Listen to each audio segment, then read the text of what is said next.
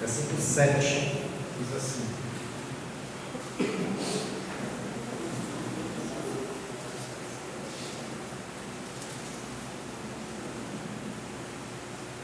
Salmo 11, 7. Porque o Senhor é justo, Ele ama a justiça, os retos lhe contemplarão a face.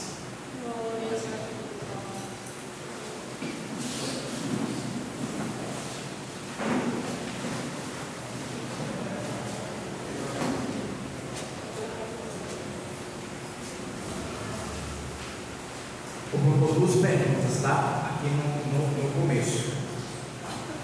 Mas não é para responder para mim, não.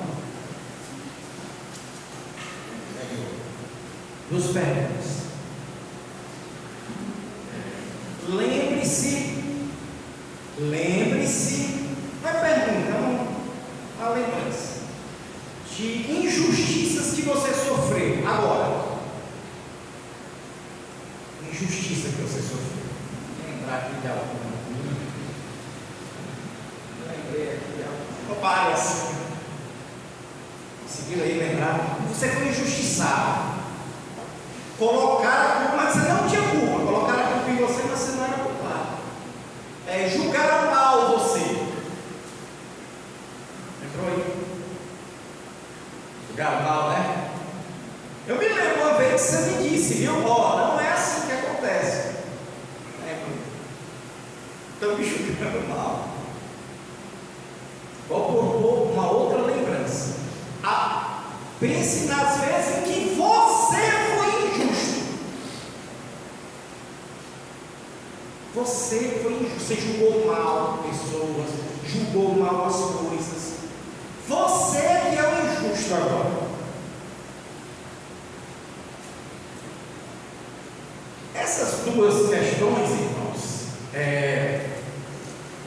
talvez a maioria ou a unanimidade dos que estão aqui se dispuseram a fazer esse teste,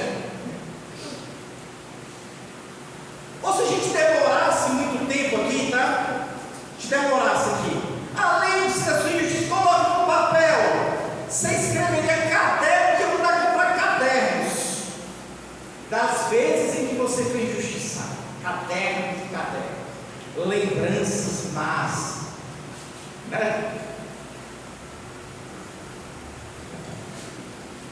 Rapaz, uma vez, não é fake news, uma pessoa me falou de uma coisa que aconteceu injusta contra ela quando ela estava no útero.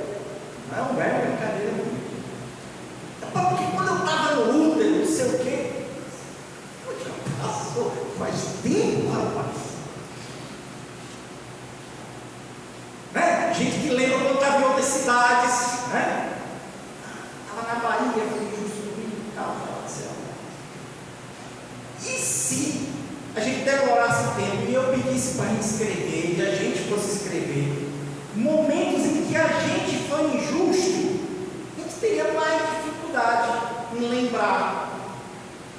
Quando a gente é um agente da maldade, da injustiça, a gente tem uma dificuldade em lembrar, porque às vezes a gente nem se deu conta. Mas quando a gente acha que a gente foi injusto, aqui também você nem é, aí nós temos muitas lembranças. Mas quando a gente é o agente, aí talvez uma folhinha dessa aqui já resolvia. Umas poucas linhas resolvia. E alguém, não sei se aqui, diria: não me lembro de nenhuma vez. Que a gente fez essa proposta aqui, né? Era sobre gratidão, né?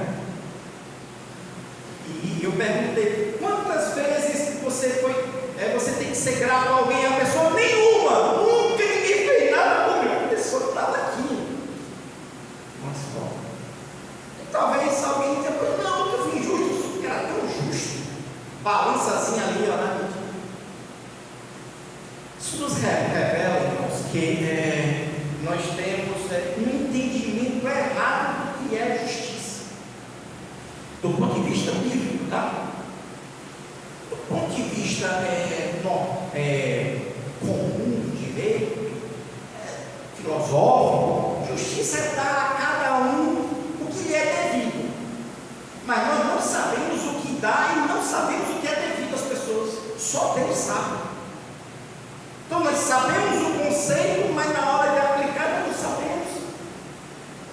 que cada um merece, nós não temos a menor ideia. Pensamos que tem. Por isso que às vezes, até querendo ser justos, nós cometemos o mal. Eu vou dar 3 exemplos bíblicos aqui. Não é o que damos que importa para Deus, é o que retemos. Veja o caso da viúva pobre. Muita gente dava muito dinheiro. Do ponto de vista humano, esse deu mais, esse merece mais, esse deu mais. Do ponto de vista de Deus, ele reteve mais, porque ele tinha muito. Então, se ele deu 1 milhão, mas ele tem 20, não é muito. Mas a mulher, que só Deus sabia, que estava dando as únicas moedas que ela tinha, ela deu mais, porque não reteve nada para ela. Então não é o que você dá, é o que você retém depois que você deu, que conta para Deus. Irmão, eu sou muito habilidoso, eu faço muita coisa, mas o que você não fez depois do que você fez, é muito também. Não é o que damos, não é o que falamos, é o que deixamos de dizer que também conta. Lembremos de uma passagem bíblica em que Esther, rainha da Pérsia, uma judia, ela estava calada, ela não tinha cometido nenhum pecado com a língua, mas um judeu disse a ela: você vai pecar se você não falar. A omissão, não falar, é pecado aí. Ela podia dizer: não, eu não falei nada de mal, mas deixou de falar o bem, e o que ela falava poderia salvar milhares de pessoas. E é o que você fala às vezes, é o que você deixa de falar. Você pode catalogar, e aí isso aqui seria uma terapia, não sei se sair bem, se a gente terminasse por aqui, tá? Às vezes você falou de Deus, falou coisas boas, milhares, mas às vezes você não falou e era você falar. Você deixou de falar por covardia, por preguiça, por frieza, por indiferença, por achar que não é com você, não é você que tem que falar. Isto é, achava que não tinha que fazer nada, não tem que fazer nada. Ela não achava que tinha que falar, ela achava que não era a função dela falar. Não é o que damos, não é o que falamos para a justiça de Deus, tá? Para nós, não importa o que você faz, o que você fala, o que você dá.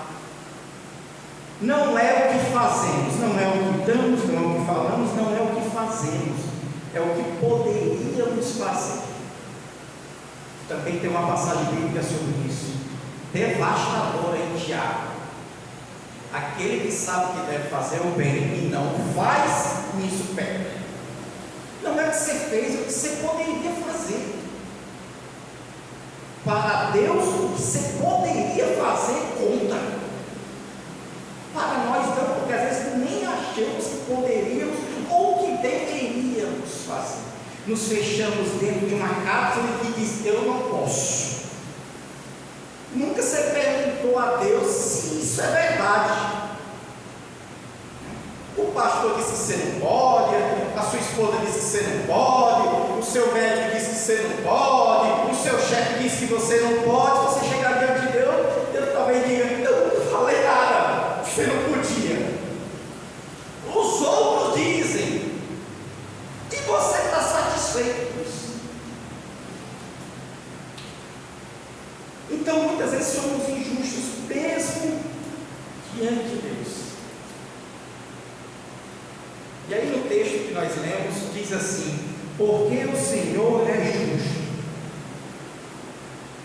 Porque o Senhor é justo. E eu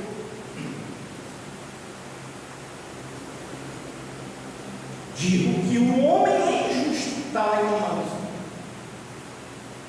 Não há um justo, que é uma passagem muito conhecida pelo mundo. Deus é justo e todos os homens são injustos, porque eles são justos diante dos homens mesmo, e eles são injustos principalmente diante de Deus, por causa desses textos aqui, e eu fiz, tem outros, tá? Mais profundos, que deveríamos amar,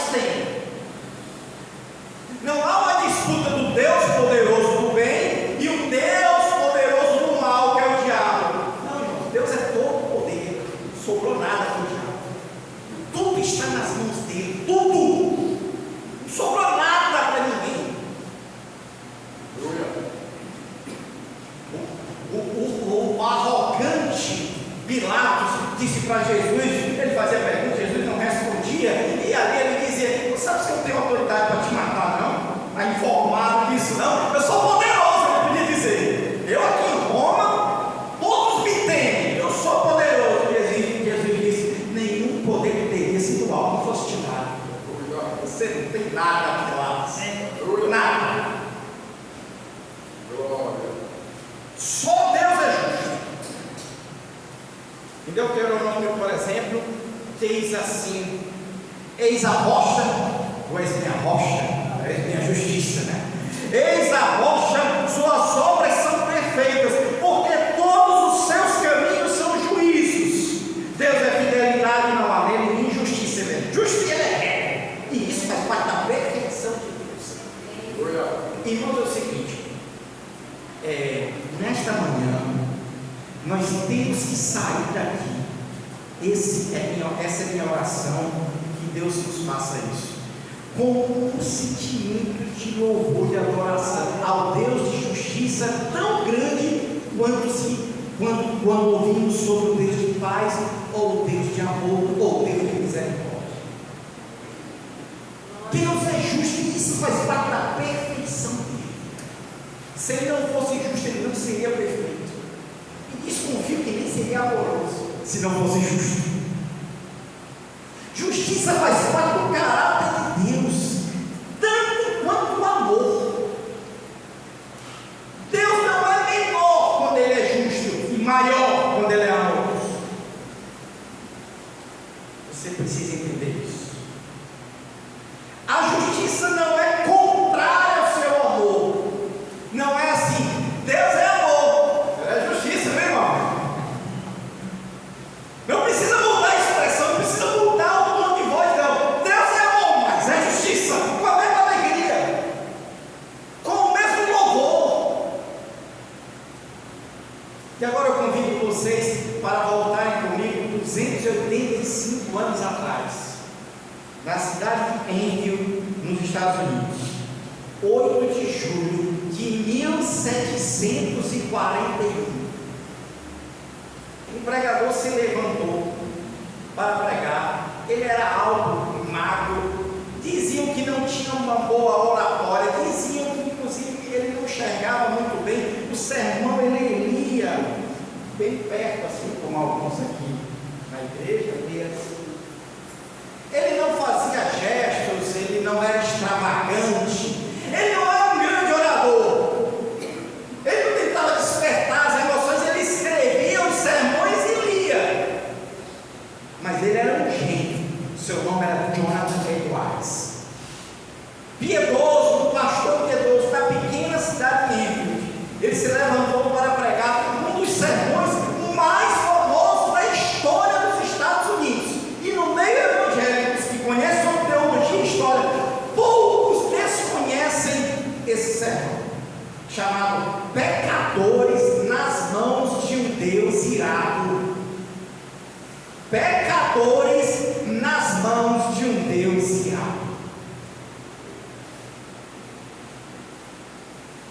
Esse sermão ficou muito conhecido pelas imagens muito tocantes, pelo que aconteceu depois que a gravação. Ele usou imagens, irmãos, nesta pregação: pecadores nas mãos de um Deus irado. Lembre-se que em Hebreus diz, né, alguém da coisa é cair nas mãos do Deus vivo. Ele usou imagens para descrever o homem pecador diante do juízo, da justiça de Deus, tá? Algumas imagens que ele usou para a sua congregação estavam lá perplexa. Deus tem uma espada divina sobre as cabeças dos homens. Essa é uma das imagens. Então o homem está aqui e ele imagina que tem uma espada na cabeça, sobre a cabeça dele. Ele usou uma outra imagem que dizia assim: nós somos segurados na mão de Deus, e embaixo tem o inferno. E nós estamos aqui na mão de Deus, e embaixo é o inferno. Você imagina você numa ponte e embaixo fogo. Aquelas pontes de vidro que estão sendo popularizadas aí pelo Brasil, dizem que vai ter uma até em Mulungu, né? Um abismo, e você tem uma ponte de vidro, e você fica ali pisando no vidro, e embaixo é o abismo. Já tive essa experiência. E ele disse: ó, você está nas mãos de Deus embaixo de fé. Ele usou uma outra imagem, ele dizendo assim: o arco da ira de Deus está retesado. Você está segurando numa corda, embaixo do inferno, e o arco de Deus está retesado, está apontado para a corda. E Deus está assim, ó.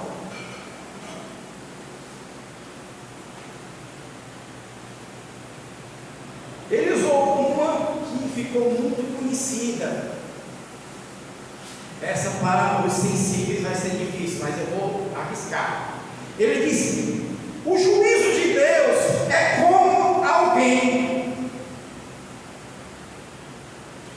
que segura uma aranha acima do fogo. Ele está segurando uma aranha ou um inseto que ele não gosta.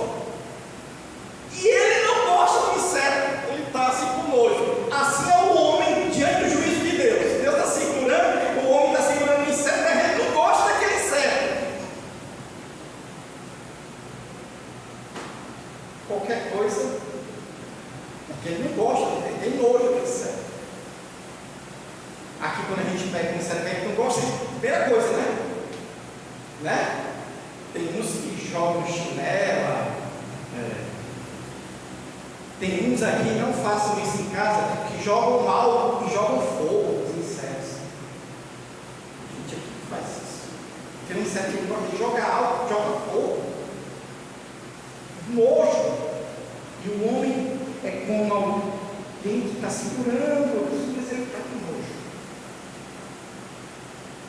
E talvez a mais filosófica, mais abstrata, é assim: entre você e o inferno não tem nada, é só Deus que te segura. Você está caminhando numa madeira que está podre embaixo do inferno. Nossa, foram muitas imagens. E talvez a mais abstrata foi essa: entre você e o inferno não há nada, é só Deus que te segura pela misericórdia. E Jonathan Edwards, a despeito dessas imagens terríveis, ele queria dizer: Deus te segura, Deus te sustenta. Você está aqui me ouvindo? Está com o arco pesado na corda, você está pendurado igual aranha, você está caminhando numa madeira podre, caminhando num abismo, mas a madeira não cede, a pessoa não solta a aranha e o arco não vai, porque Deus tem misericórdia de você. A despeito do que as pessoas pensavam, ele queria exaltar a misericórdia de Deus. Há um juízo, porque Deus é justo, mas Deus é misericordioso. Aleluia. Por que quem está com um bicho que não gosta, não segura muito tempo, não? Né? O arco ali pesado, ele não aguenta muito tempo, tem hora que ele vai disparar. Mas Deus te sustenta, porque Deus é misericordioso. Deus é misericordioso conosco. A justiça de Deus não é contrária ao seu amor. Esta pregação aqui será famosa por coisas que aconteceram nela, não só por aquilo que ele falou, porque esta pregação não terminou. Irmãos, o Jonathan Edwards não conseguiu. Existe a pregação escrita, tá?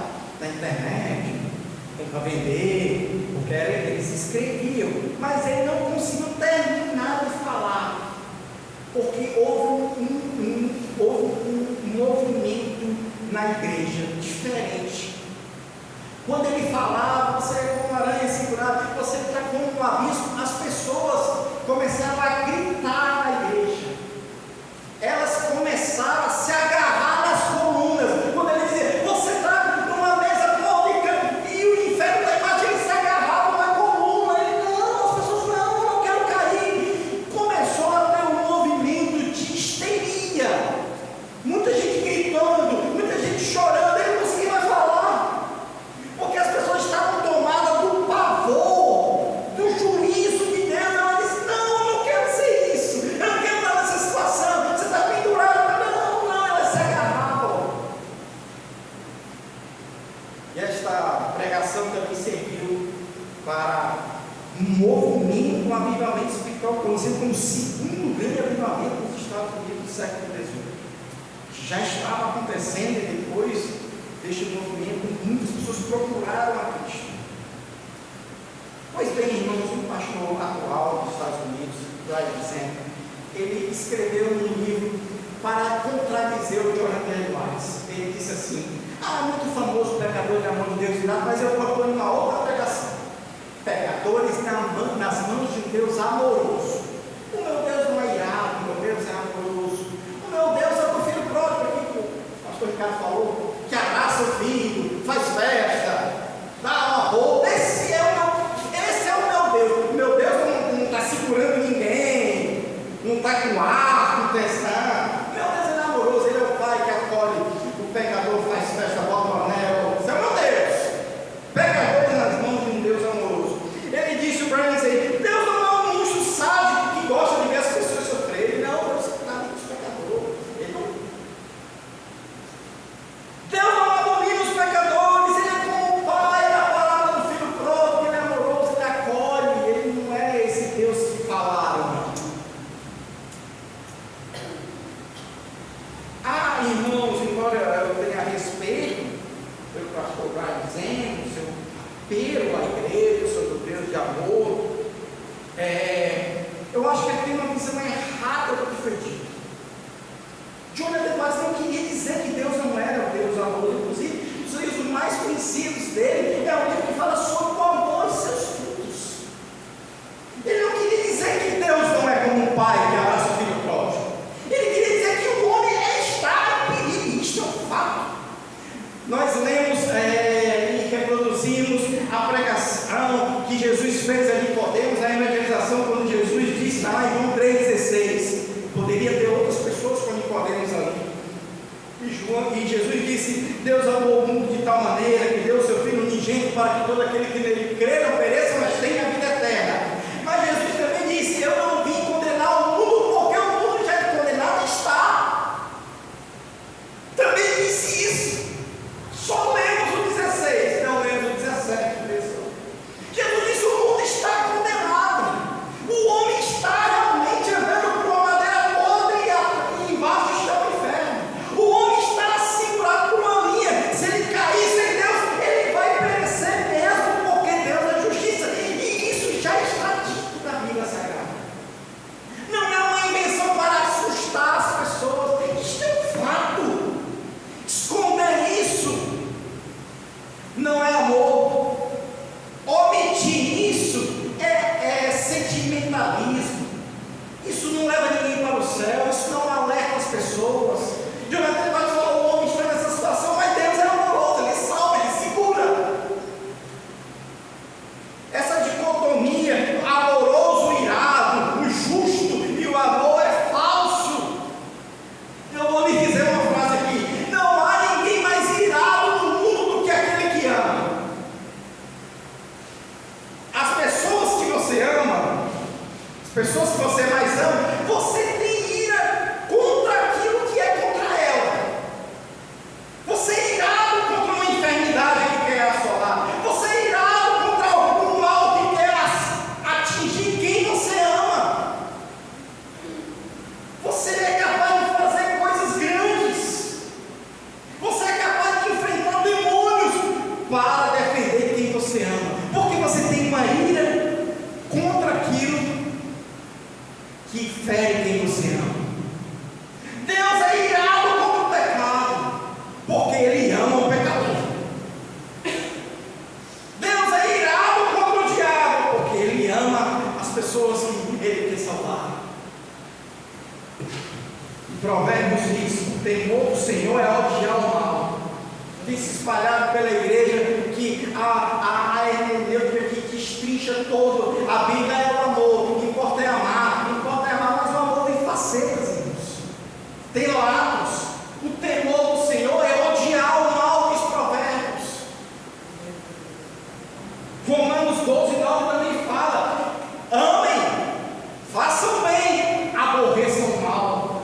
É impossível amar o bem sem detestar o mal, sem aborrecer o mal. É a faceta do amor, é odiar aquilo que nos faz mal, que faz mal a quem nos ama. No Salmo 99, por exemplo, o salmista fala de duas facetas de Deus no mesmo versículo. Salmo 99, no versículo 8, diz assim: e tu lhe respondeste ao Senhor nosso Deus, foste para eles Deus perdoador, o Deus filho pródigo, o Pai do filho pródigo. É o Deus perdoador, é o Deus misericordioso, é o Deus de amor, do qual o Roberto vai falar daqui a um domingo aqui. É o Deus de amor, Deus é o Deus perdoador. Ainda que, diz o Salmo, tomando vingança dos seus feitos. Ele é amoroso, mas ele é vingativo, ou faz justiça, como diz outras traduções. Senão ele não teria amor. A justiça de Deus demonstra que Ele é santo.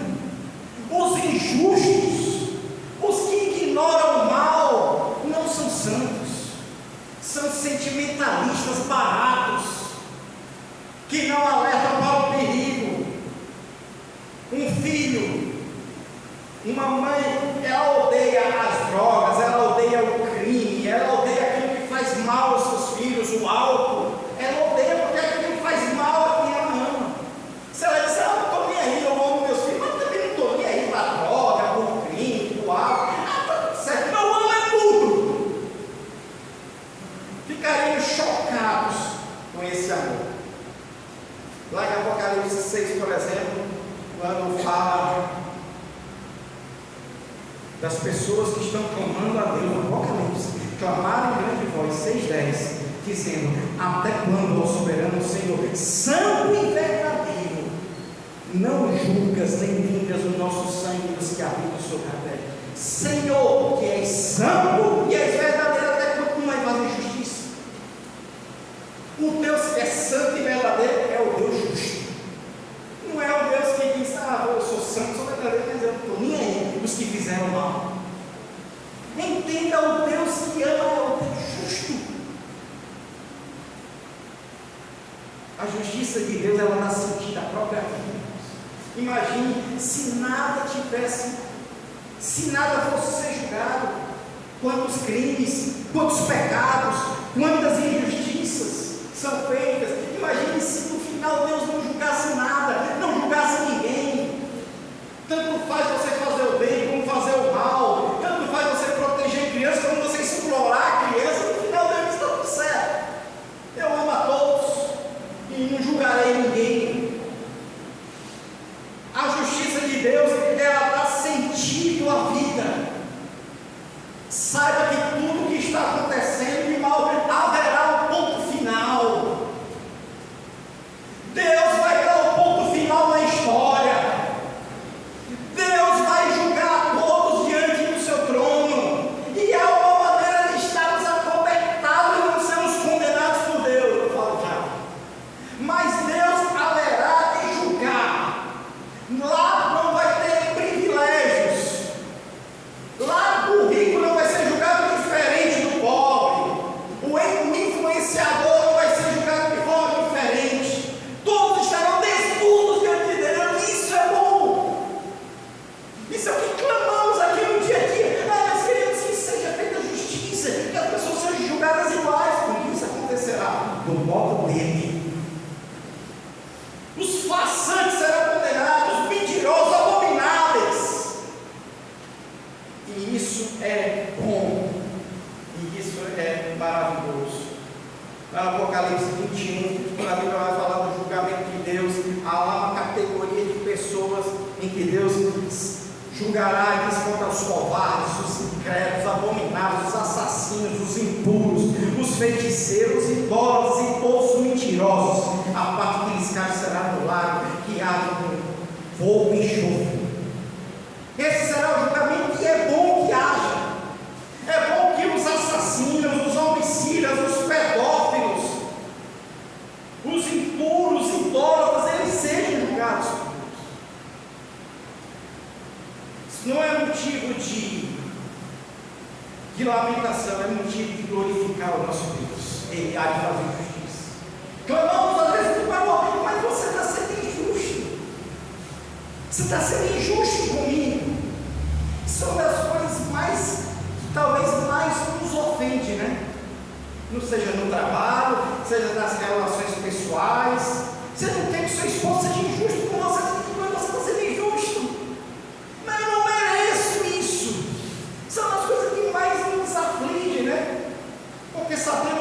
falhos, que somos pecadores, e por isso recebemos a paga por aquilo que fazemos aqui na terra mesmo. Somos um mau funcionário, é descontado no nosso emprego, somos despedidos. A gente falamos uma palavra errada, temos que nos arrepender. Mas quando não fizemos o que julgamos que foi certo, e alguém nos acusa, nós nos desesperamos, isso é injusto. Pois bem, se você que é um pecador, que é injusto, que talvez o seu livro do que você foi injusto, seja maior do que as supostas injustiças que você sofreu, se você se revolta, imagina Deus, o Santo. Inclusive, em Apocalipse diz assim: certamente ao Senhor Deus Todo-Poderoso, verdadeiro são os teus juízos. E diz assim: tu és justo, por que julgaste? Tu és santo, por que julgaste? Se tu não fosse, se tu não julgar, não seria santo. Tu és santo, por que não julgas corretamente? Esse é o nosso Deus. Ele é justo, e isso merece louvor da nossa parte.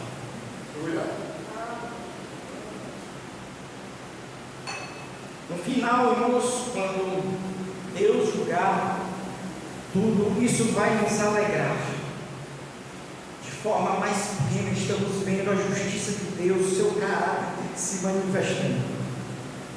E um teólogo chamado Leon Morris disse que o juízo significa que o mal será descartado. Saber que Deus julga é saber que o mal vai ser descartado de mim. Lembra-se de uma passagem que lemos aqui, que eu digo que é uma das que eu mais gosto, mais me emociona na vida. Lá no Apocalipse diz assim: e Deus enxugará dos olhos toda lágrima. Gostamos, né, disso, né? Deus enxugará dos olhos toda lágrima. Um dia eu pregando, eu me imaginei numa fila, Deus enxugando lágrima. Isso aqui não vai ser assim, tá, irmão? Eu acho que não. Eu imaginei isso. Eu imaginei uma fila, viu, irmãos, em que cada um ia diante de Deus e Deus enxugando as lágrimas.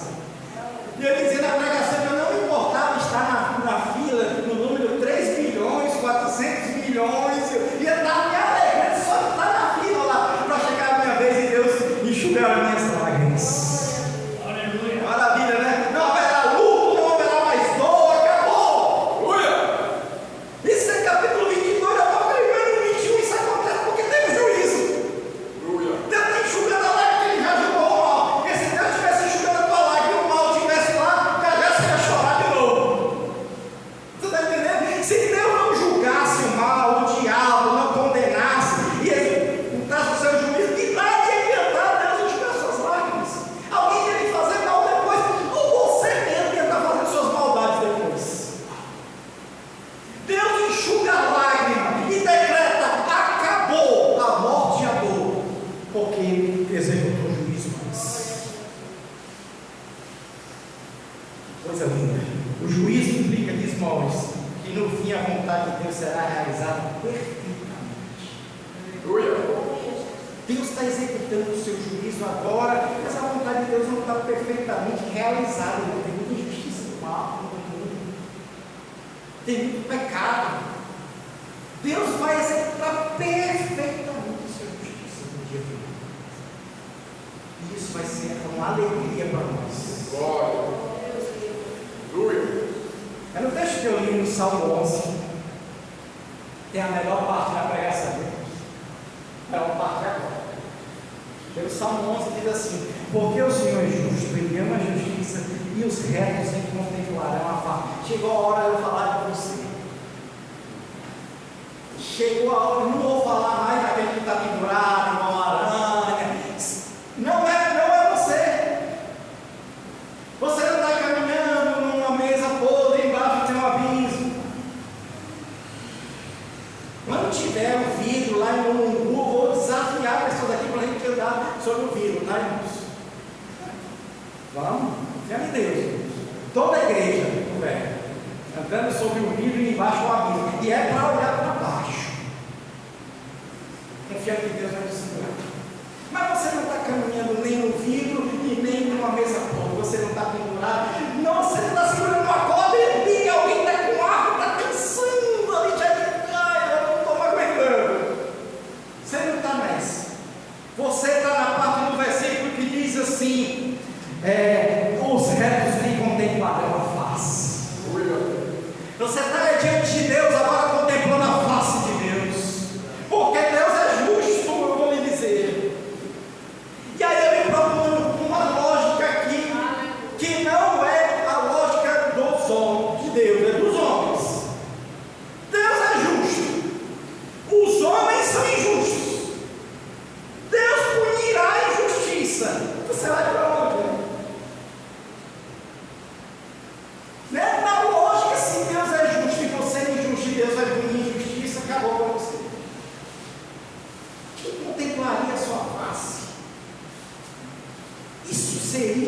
a lógica de Deus, sim, não, ou mais, né?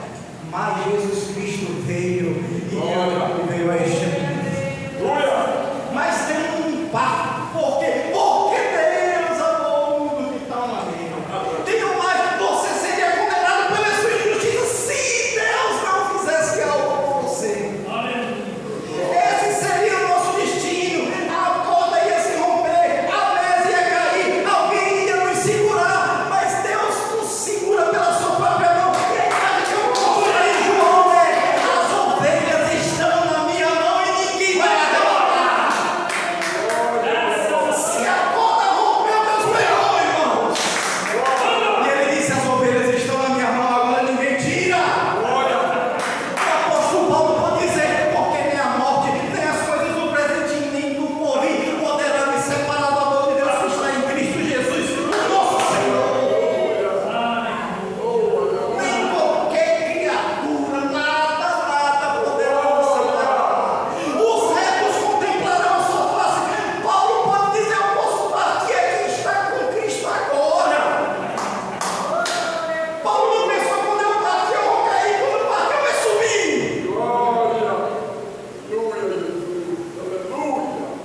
Porque a Bíblia diz em Isaías que Deus, o Senhor, fez cair sobre ele a iniquidade de todos nós. Numa das imagens lá do Prometeu do Mar, diz assim: você caminha por cima de uma superfície que é podre e o peso dos seus pecados está fazendo força, tá entendendo? Aí você vai cair, você está ficando pesado. Mas a Bíblia diz que os pecados foram lançados em Cristo. Você está bem levinho agora. João Batista disse: eis o Cordeiro de Deus que tira o pecado do mundo. Ele agora está leve, ele agora está leve como uma pluma, ele agora não vai cair, ele está leve, ele vai subir, porque os pecados foram retirados. Ele continua justo, porque os pecados foram castigados em Cristo Jesus. Deus não olhou para você e disse: você mentiu, você foi covarde, você foi injusto, você não tratou bem os seus pais, você é isso e aquilo. E Deus disse: mas tudo bem, eu sou Deus amoroso, ainda tem uma festa. Não, ele fez cair o seu pecado sobre Cristo Jesus. Sua punição aconteceu, mas não foi em você, foi em Cristo. O seu pecado, meu irmão, foi punido. Deus não olhou para você como os coaches fajudos, travestidos de pastores que estão por aí e dizem: você é o ponto fraco de Deus. Eu não gosto de você, que meu Deus, eu não gosto muito de você é maravilhoso. Deus está olhando para você e está encantado com você. Não, Deus está encantado com Jesus em você. É Jesus em você. Você é como aquele jumentinho, quando ele entrou lá em Jerusalém com Jesus, e todo mundo disse: louvado seja Deus, hosana, ao que vem em nome do Senhor. Mas depois o jumentinho tentou entrar em Jerusalém, não tinha Jesus em cima dele, e ninguém fez nada com ele. Ninguém jogou uma pedra, alguém jogou um pau, alguém chutou, alguém não é amante dos animais fez isso, e o jumentinho voltou triste e disse para o Senhor: jumento, eu entrei, todo mundo estava feliz comigo, e agora eu entrei, se fizeram feliz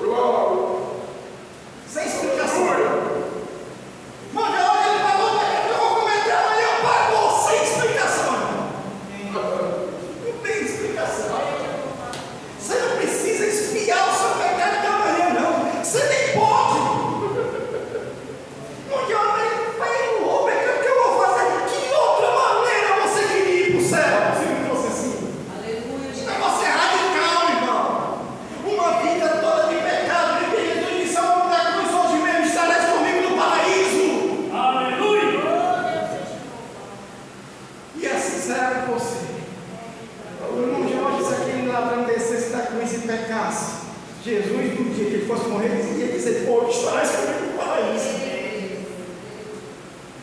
Irmão, de onde ele foi para o céu que não deu tempo de pecar, né? Não, ele foi para o céu porque Jesus salvou. Não precisa, como um pastor aí, uma história, se é verdade, não, tá, irmãos? Tem muita lenda, né, no meio da igreja, né? Tem uns mitos, né, umas lendas e outras coisas erradas, né? Tinha um irmão na igreja que ele se converteu, mas ele tinha um problema de um vício, que eu não lembro mais qual é. Aí estava sempre se desviando. Aí se desviava, voltava para a igreja. Aí queria ser batizado de novo. Pastor, agora que eu converti, ele não era batizado. Ficava um pouquinho na igreja, saía, caía no pecado, voltava. Eu queria ser batizado, porque nas duas primeiras vezes eu não era crente. Agora eu sou. Glória a Deus, eu batizo. Mas já estava no 8º batismo desse negócio, que ele queria ser batizado também. Ele disse: agora vai. No 8º batismo, o pastor mergulhou ele na água e segurou. E ele lá ficou se debatendo. Depois o pastor tirou. Ele disse: que é isso, pastor? Quer me matar? Disse: para ver se você vai agora para a glória. Não tem perigo mais você se desviar. Ali você vai. Mas quando Cristo nos salva, está salvo, está perdoado. Aleluia! Não preciso o pastor afogar no batismo, não. Eu? Não precisa, não. Vai para o céu. Se arrepende, tá? Se arrepende. Se arrepende. Lá em Romanos 3 tem uma passagem de Paulo que eu acho que sintetiza muito o que eu estou falando. Hoje eu não consegui pegar muita coisa. Rapaz, sintetiza o que eu vou dizer. Hoje eu estou me lembrando muito da aranha. Não. Sintetiza aqui em Romanos 3, tá?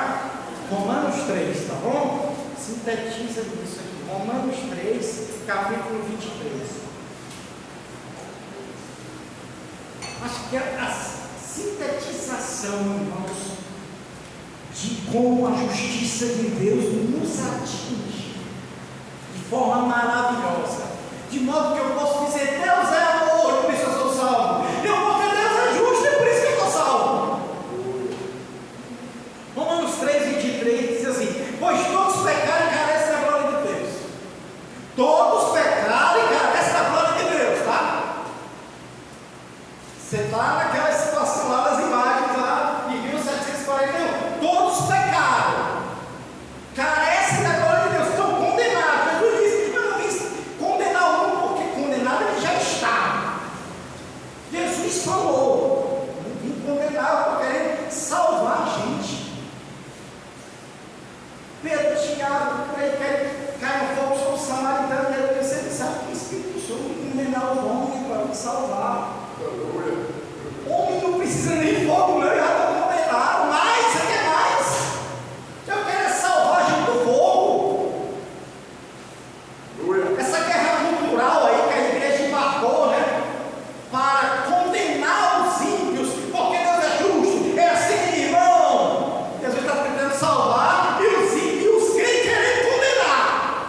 Eu sou da época, irmãos, que os crentes entravam nos presídios para pregar o evangelho, para dizer para aqueles homens maus, injustos, que se não se arrependerem vão cair no inferno. Mas a igreja estava lá para dizer: existe uma esperança, Jesus morreu por você. Aí a igreja não estava lá para dizer: eu queria um raio que caísse, que matava todo mundo, ficava só os bons na terra. Quando ele fala dos bons que vão ficar na terra, é o primeiro. Dos bons que vão ficar na terra.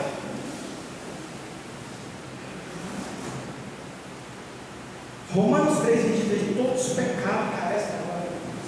Essa situação com homens e Deus carecem da glória de Deus. Aí diz assim: sendo justificados gratuitamente por sua graça, mediante a redenção que há em Cristo Jesus. Nós carecemos, mas somos justificados em Cristo Jesus. Justiça. É que isso acontece. 24. A quem Deus propôs no seu sangue com propiciação. Propiciação é cobertura, mediante a fé, para manifestar a sua justiça.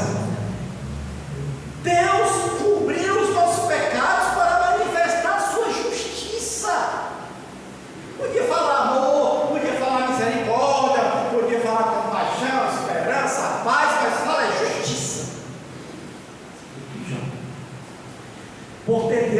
a sua tolerância, deixava impunes os pecados anteriormente cometidos. Ele deixou impunes os pecados. Mas veja, tendo em vista, 26, a manifestação da sua justiça, de novo, no tempo presente, para ele mesmo ser justo e justificador daquele que tem fé em Jesus. Palavra desses versículos, irmãos: pecado, punição, redenção, propiciação, justiça, Jesus. Você é pecador, merece a punição, mas ele lhe redimiu quando ele cobriu os seus pecados, e isso ele foi justo, porque os pecados foram jogados em Jesus. Aleluia! É justo você ir para o céu? É. E não é só misericórdia, a outra não é justo, porque Cristo pagou o seu pecado. Ele é o justo, e o justo já ficou na vida.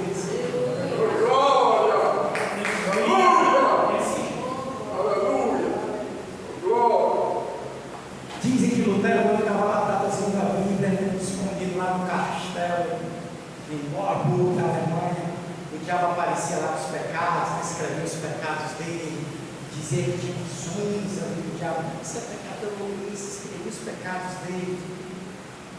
Até um tempo atrás tinha no castelo uma mancha de uma tinta na parede, no castelo da Alemanha. Até um tempo tinha. Porque dizem que Lutero, traduzindo a Bíblia lá no tinteiro, e o diabo aparecia e dizia os pecados, e um dia ele pegou a tinta e jogou. Na visão que ele tinha, o diabo ficou a tinta na parede. E ele dizia: eu sou pecador. Tudo que você está falando, mas eu quero que você agora escreva aí embaixo: o sangue de Jesus me purifica. Ele disse que nunca mais Jesus já apareceu. O sangue de Jesus nos purifica de todo pecado. Você não vai cair no abismo, a corda não vai romper, ninguém vai soltar você, porque o sangue de Jesus te purifica de todo pecado. É justiça. E 1 João, versículo maravilhoso, lá do apóstolo João, em João capítulo 1, versículo 9: se confessarmos os nossos pecados, tem que arrepender-se, porque senão você vai estar no julgamento. Se confessarmos os nossos pecados, atenção, irmãos, ele é fiel, ele não é só isso, ele é amoroso, ele é misericordioso, ele tem compaixão, não, ele é fiel, ele é justo para nos perdoar os pecados e nos purificar de toda a justiça. Se Jesus pagou, é justo. É justo. Gabriel, não teve jeito, você entrou aqui no texto, não teve jeito. 1 João 2: filhinhos meus, estas coisas vos escrevo, para que não pequeis. Se todavia alguém pecar, temos um advogado junto ao Pai, Jesus Cristo. O justo, se eu escrevi para não pecar, é para não pecar, mas se pecar, nós temos um advogado junto ao Pai. Esse advogado não é corrupto, ele não perde batalha, ele não é mentiroso, ele não é advogado de Deus. Ele lhe defende, ele nunca perdeu uma causa, nem vai perder. Ele é o advogado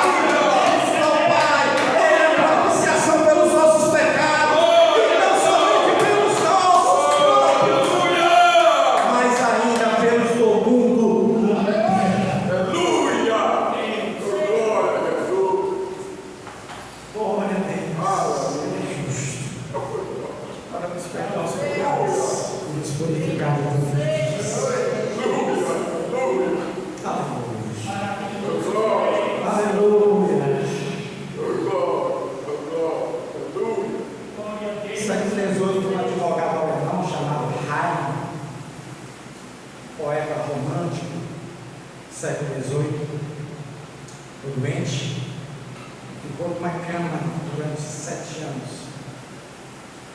Eu não sei da sua fé, há muitas especulações, se teria sido luterano, mas ele já, no final da sua vida, aos 58 anos, questionaram o Raio sobre a morte. Raio está ficando perto, né?